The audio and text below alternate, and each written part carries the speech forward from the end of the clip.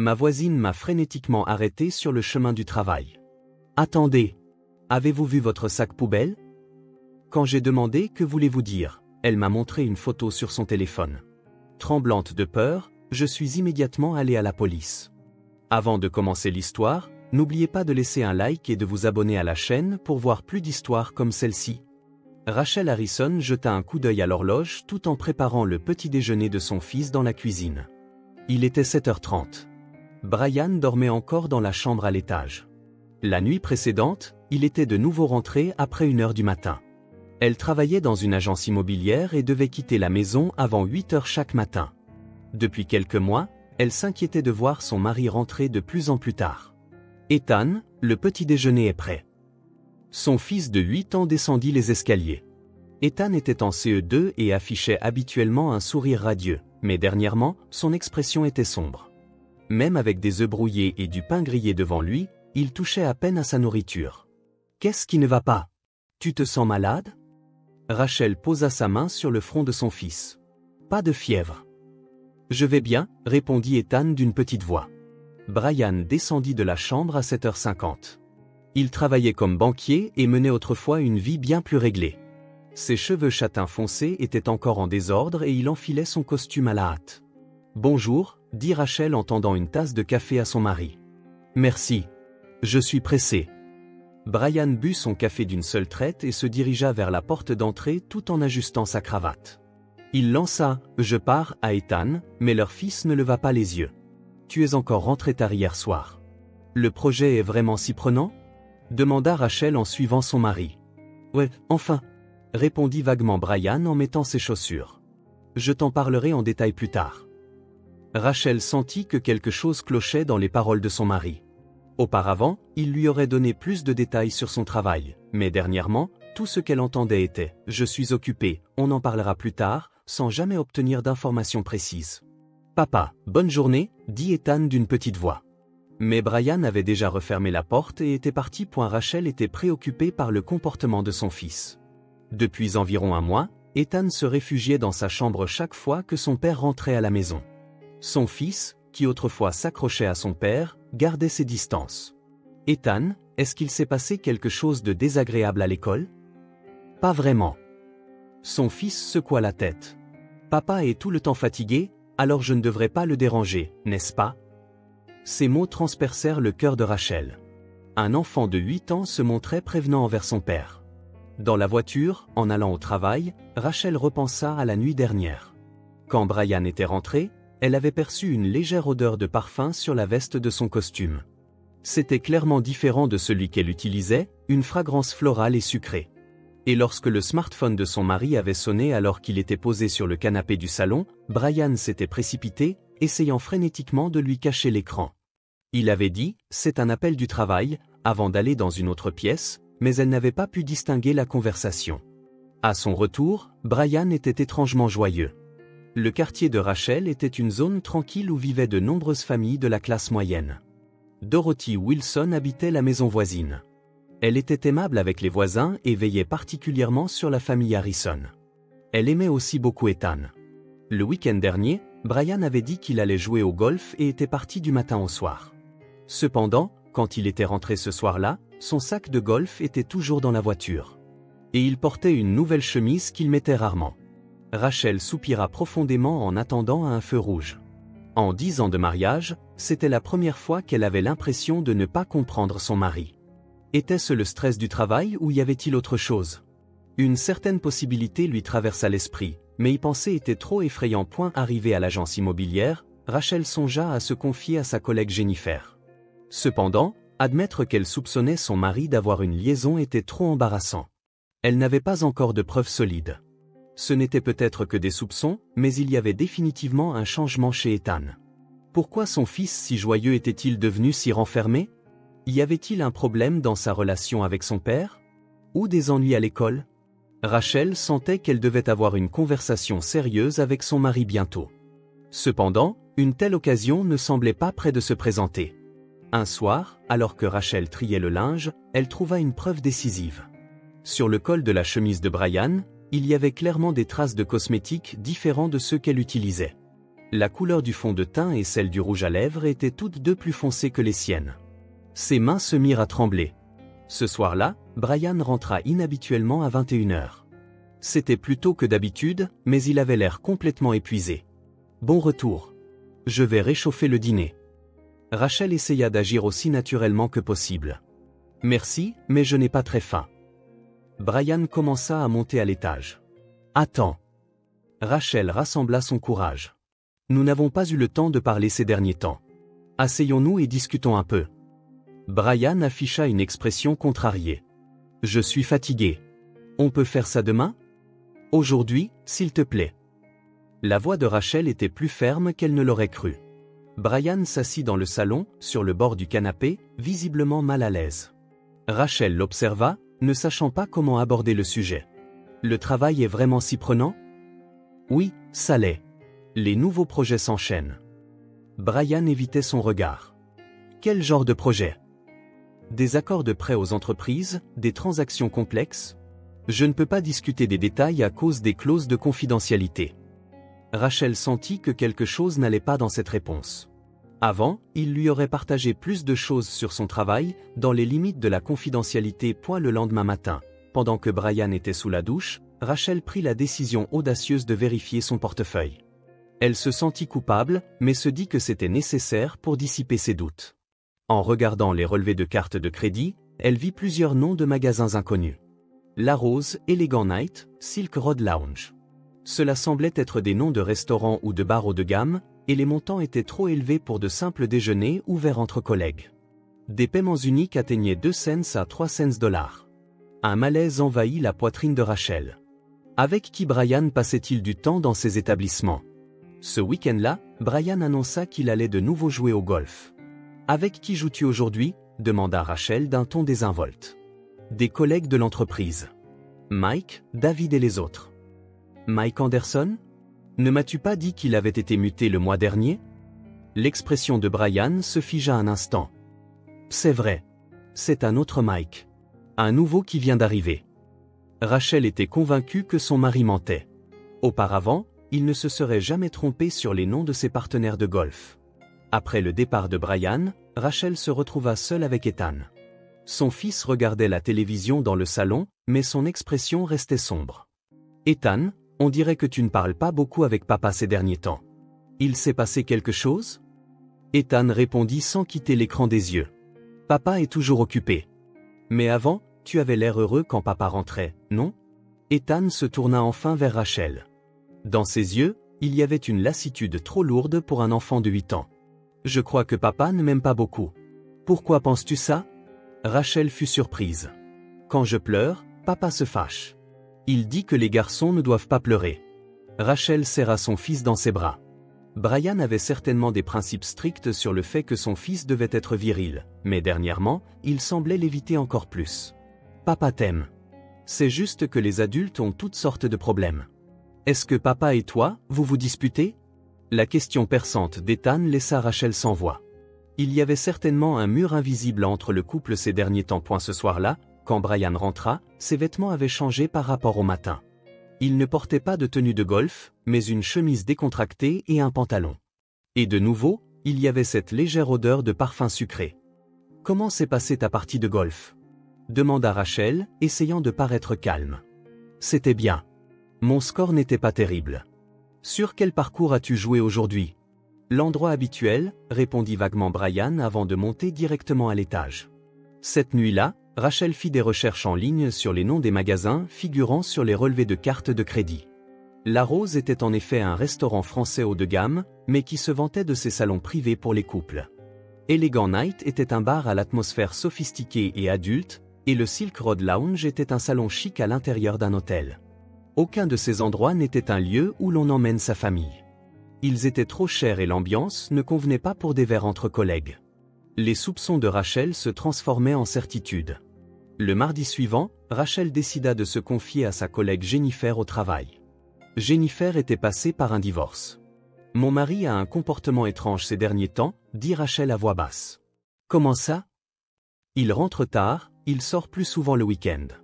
Et il y a des noms de magasins inconnus sur les relevés de cartes de crédit. L'expression de Jennifer devint sérieuse. Rachel, ce sont des signes typiques. Mon ex-mari faisait exactement la même chose. Mais je n'ai pas de preuves solides. Peut-être qu'il est vraiment juste débordé par le travail. Fais confiance à ton intuition féminine. Le malaise que tu ressens a une raison. Ce soir-là, Rachel rentra chez elle le cœur lourd. Elle avait l'impression que 10 ans de vie conjugale avec Brian s'effondraient avec fracas. Et ce qui l'inquiétait le plus, c'était l'effet que cette situation avait sur Ethan. Son fils de 8 ans percevait avec sensibilité la tension entre ses parents. C'est peut-être ce qui le rendait si renfermé. Cette nuit-là, Brian rentra de nouveau tard. Rachel l'attendit dans la chambre, mais quand son mari revint après 1 heure du matin, il prit une douche et se coucha directement. Ils n'échangèrent même pas un mot. Rachel fixa le plafond en pensant, devrait-elle garder ses soupçons pour elle ou le confronter directement? Mais si son mari était avec une autre femme, qu'adviendrait-il de cette famille? Quand elle alla voir le visage endormi d'Ethan, son fils murmurait dans son sommeil. Elle entendit les mots « Papa, je suis désolé ». Et la poitrine de Rachel se serra. Lundi matin, Rachel s'apprêtait à quitter la maison avant 8 heures, comme d'habitude. Elle avait mis Ethan dans le bus scolaire et prévoyait de se rendre à l'agence immobilière. Brian était parti tôt ce matin-là, laissant sa tasse de café à moitié vide dans la cuisine. Lorsqu'elle ouvrit la porte d'entrée, l'air froid d'un matin de mars lui piqua les joues. Alors qu'elle se dirigeait vers sa voiture, Dorothy Wilson sortit en courant de la maison voisine, visiblement en détresse. Elle était clairement agitée. « Rachel, attends 1 minute. » Dorothy se hâta vers Rachel à petits pas. Son visage était pâle et elle serrait son téléphone portable dans sa main. « Qu'est-ce qui ne va pas, Dorothy ?» Rachel se retourna, la main sur la portière de la voiture. « As-tu vu ton sac poubelle ?» La voix de Dorothy tremblait. Rachel était confuse. « Mon sac poubelle ? Qu'est-ce que tu veux dire ?»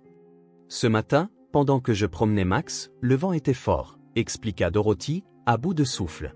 Des papiers se sont envolés du sac poubelle placé devant ta maison. Au début, je n'y ai pas prêté attention, mais Max a ramassé un des papiers et me l'a apporté. Rachel vérifia sa montre. Elle allait être en retard au travail. Cependant, l'état de Dorothy était loin d'être normal. Dorothy brandit son téléphone portable. « J'ai pris des photos. J'ai pensé que je devais te les montrer. » Au moment où elle vit l'écran, le sang de Rachel se glaça. Il y avait une photo d'un morceau de papier avec une écriture d'enfant. « Ils me font du mal tous les jours. Je veux mourir.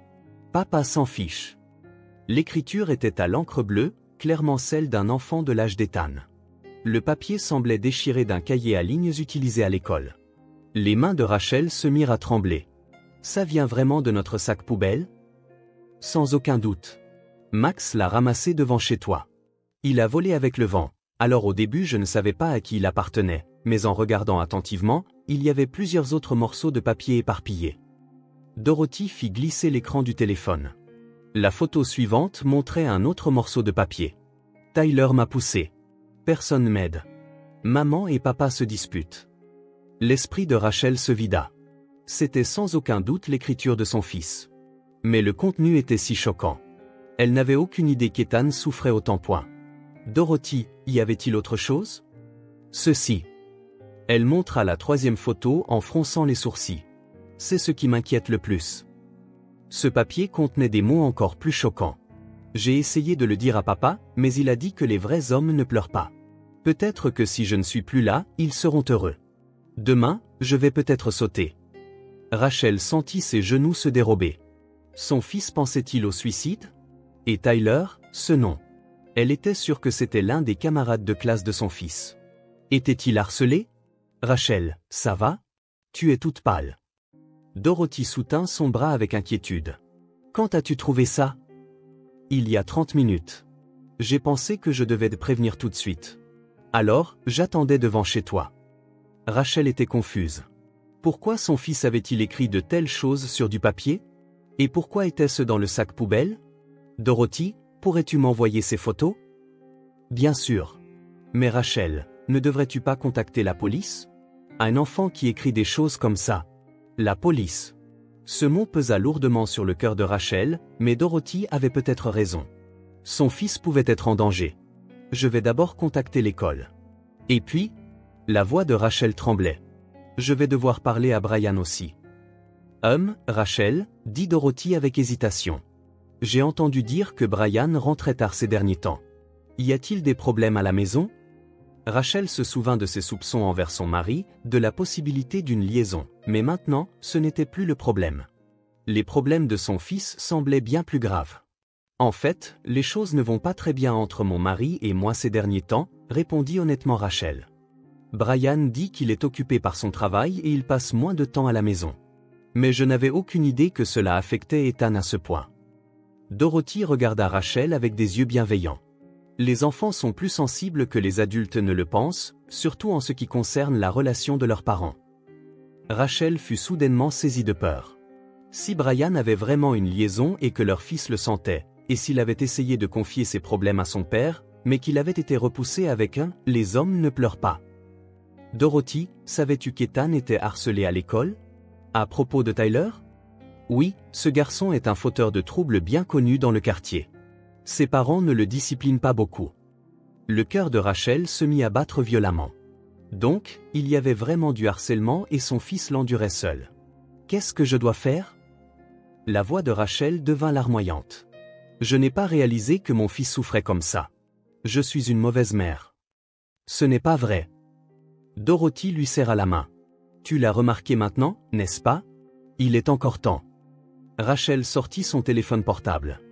D'abord, elle devait contacter l'école et vérifier la situation de son fils.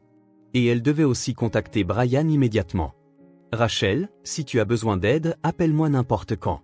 Je ferai n'importe quoi pour Ethan. Merci, Dorothy. Sans toi, j'aurais peut-être perdu mon fils. Rachel remonta dans la voiture et composa le numéro de l'école avec des mains tremblantes. Elle parla avec le professeur principal de son fils et demanda une réunion d'urgence. Ensuite, elle appela le portable de Brian, mais il n'y eut pas de réponse. Après avoir prévenu son travail de son retard, Rachel rentra chez elle. Elle devait fouiller la chambre de son fils. Il y avait peut-être d'autres secrets qu'il cachait. Elle monta à l'étage et ouvrit la porte de la chambre d'Ethan. C'était une chambre habituellement bien rangée, mais en y regardant de plus près, elle remarqua que le tiroir du bureau était légèrement ouvert. À l'intérieur, elle trouva plusieurs autres morceaux de papier similaires cachés. Rachel commença à les lire avec effroi. Les cris du cœur de son fils y étaient écrits. Les détails du harcèlement à l'école, sa déception envers son père et sa peur de la tension familiale. Les mots écrits sur un morceau de papier transpercèrent profondément le cœur de Rachel.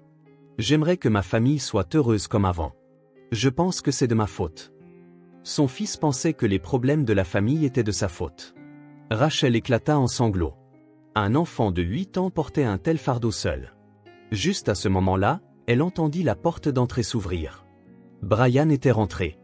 Rachel se dépêcha de descendre. Brian fut surpris de voir l'expression de Rachel.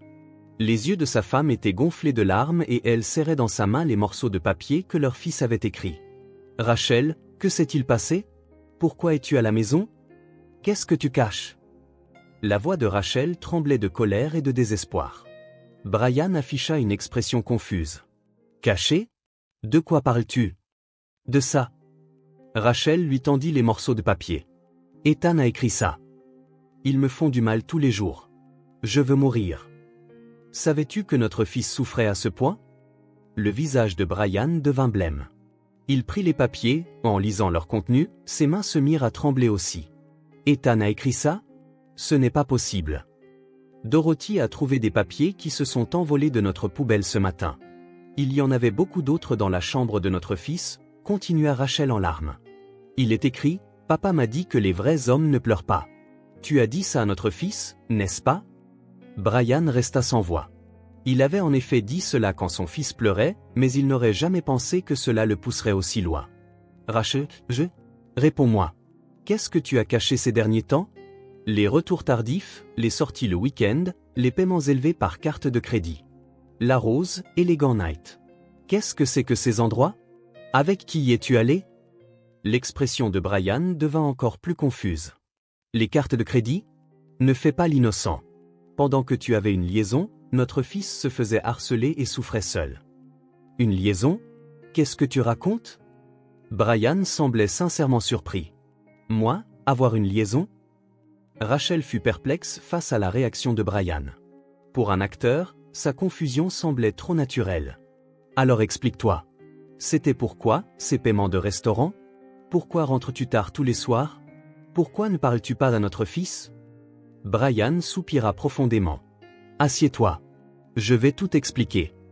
Les deux s'assirent sur le canapé du salon. Brian prit la parole, la tête entre les mains. Je n'ai pas de liaison. Ces paiements de restaurant, c'était pour aider un collègue à choisir des cadeaux. Mike préparait une surprise pour son anniversaire de mariage et je faisais des réservations et des repérages pour lui.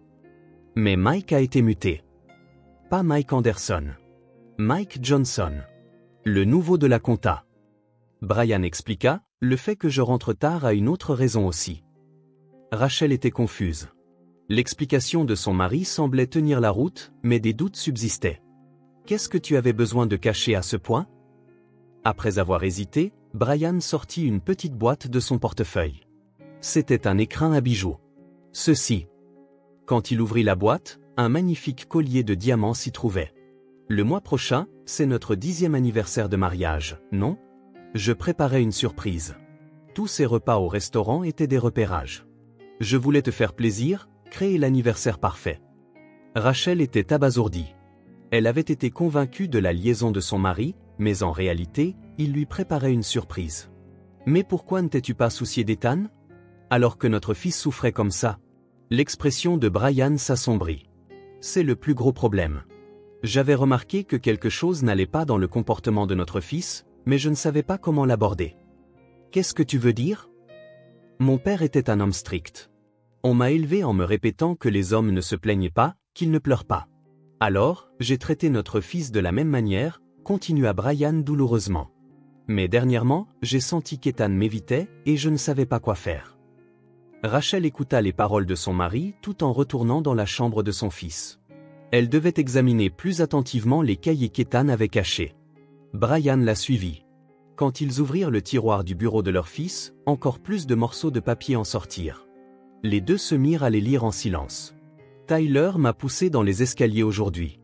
Il m'a encore pris mon argent de cantine. Je l'ai dit à la maîtresse, mais elle ne m'a pas cru. La mère de Tyler a dit que je mentais. Et le plus choquant était un journal détaillé avec des dates. Ethan avait soigneusement documenté le harcèlement chaque jour. 3 mars, Tyler et ses amis m'ont encerclé dans les toilettes. Ils ont dit que personne ne croirait un pleurnichard comme moi.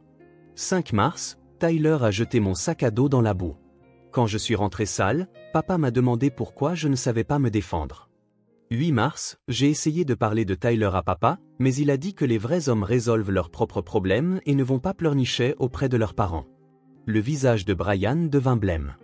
Son fils avait demandé de l'aide, mais il l'avait repoussé. Sur la dernière page, il y avait des mots encore plus déchirants. 10 mars. Peut-être que si je n'étais pas une telle déception, maman et papa ne se disputeraient pas. Peut-être que si j'étais plus courageux, comme papa le veut, Tyler arrêterait. Peut-être que si je n'étais pas là, tout le monde serait plus heureux. Je pense à sauter du toit de l'école. C'est assez haut. Tyler a dit que personne ne regretterait un perdant comme moi de toute façon. Rachel éclata en sanglots. Brian versait aussi des larmes. C'est ma faute, dit Brian d'une voix tremblante. Notre fils demandait de l'aide et je lui ai imposé ma vision de la masculinité et je l'ai laissé seul. C'est notre faute, dit Rachel en saisissant la main de son mari. J'étais aussi distraite par mes soupçons de liaison et je n'ai pas su remarquer les changements de notre fils. Brian lut à voix haute la dernière page du carnet. 12 mars. Demain, c'est lundi. Tyler a dit qu'il avait prévu quelque chose de spécial pour moi. J'ai peur. Peut-être que je devrais juste en finir avant qu'il n'en ait l'occasion. Aujourd'hui, nous sommes le 13 mars, dit Rachel, la voix tremblante de terreur. Notre fils est à l'école en ce moment même. Ils se levèrent simultanément. Ils devaient se rendre à l'école immédiatement. Ils devaient récupérer leur fils et discuter du problème de Tyler avec l'école. En montant dans la voiture, Brian dit « Rachel, je vais changer. Je vais m'excuser auprès de notre fils et vraiment l'écouter à partir de maintenant. La masculinité n'a pas d'importance. Ce qui compte, c'est que notre fils soit en sécurité et heureux. Protégeons notre fils ensemble. » Rachel serra la main de son mari. Et nous affronterons Tyler et ses parents aussi. Nous ne laisserons plus notre fils se battre seul. Sur le chemin de l'école, Rachel réfléchit. Ses soupçons sur la liaison de son mari étaient complètement faux. Cependant, ces soupçons avaient rendu invisible la véritable crise de la famille. Les deux parents avaient négligé le grave problème qui menaçait la vie de leur fils. Arrivés à l'école, Rachel et Brian se précipitèrent vers le bureau des professeurs. Madame Davis, la professeure principale d'Ethan, fut surprise de voir leur air tendu. « Monsieur et Madame Harrison, que s'est-il passé ?» Quand Brian montra le carnet d'Ethan et expliqua la situation, le visage de l'enseignante devint blême. « Je n'arrive pas à croire que de telles choses se passaient. Nous étions préoccupés par Tyler Jenkins depuis un certain temps, mais où est notre fils ?» La voix de Rachel tremblait d'anxiété. « Il devrait être en classe. Je l'appelle tout de suite. » Quand Ethan entra dans le bureau, il afficha une expression effrayée en voyant le visage de ses parents. Il pensait probablement que son secret avait été découvert et qu'il allait encore se faire gronder. Brian s'agenouilla pour être à la hauteur de son fils. « Papa a eu tort. Je suis vraiment désolé de ne pas t'avoir écouté correctement quand tu demandais de l'aide. » Son fils parut surpris. Il n'aurait jamais imaginé que son père si strict s'excuserait. Ce n'est pas honteux de pleurer ou d'avoir peur. Papa a peur parfois aussi. Parfois, j'ai envie de pleurer aussi. Des larmes montèrent aux yeux de Brian.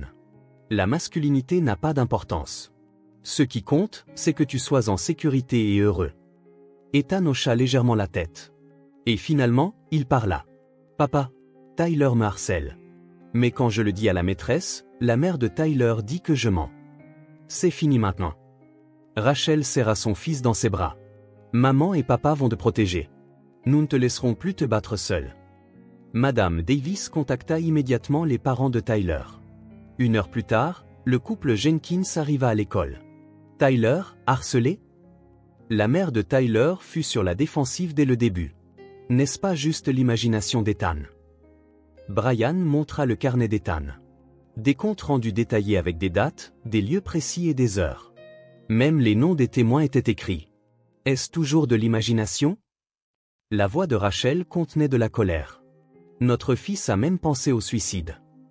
Le père de Tyler regarda les écrits et comprit enfin la gravité de la situation. Nous sommes vraiment désolés. Nous allons avoir une discussion sérieuse avec notre fils. L'école décida de prendre des mesures immédiates.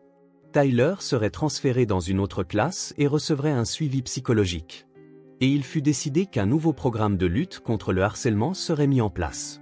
Ce soir-là, la table de la famille Harrison fut enveloppée d'une atmosphère chaleureuse pour la première fois depuis longtemps.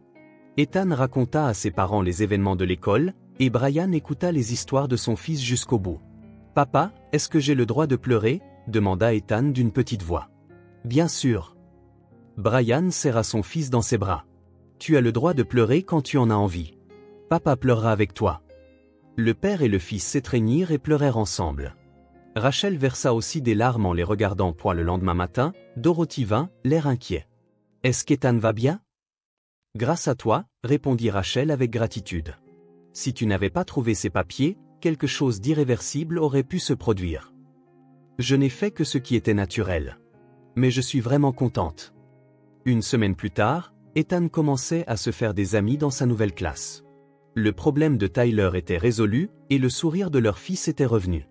Le plus grand changement fut la relation entre Brian et Ethan.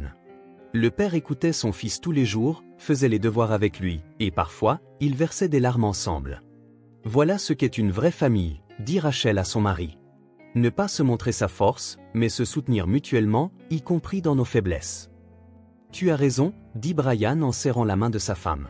« J'imposais à notre fils les fausses valeurs que j'ai héritées de mon père. Mais j'ai changé maintenant. La famille doit être un endroit sûr, rempli d'amour. » Lundi matin, lorsque Rachel passa devant l'endroit où elle avait rencontré Dorothy, sa voisine plantait des fleurs dans le jardin. « Bonjour, Rachel. Comment va Ethan ? » « Très bien. Merci infiniment, Dorothy, d'avoir été si attentive. C'est naturel entre voisins. Protéger les enfants est la responsabilité de tous. » En montant dans sa voiture, Rachel pensa. 1 mois après ce matin terrifiant, la famille avait complètement changé. Ses soupçons envers son mari étaient faux, mais ils avaient été le déclencheur qui avait permis de découvrir la véritable crise. Et maintenant, la famille Harrison avait tissé de vrais liens.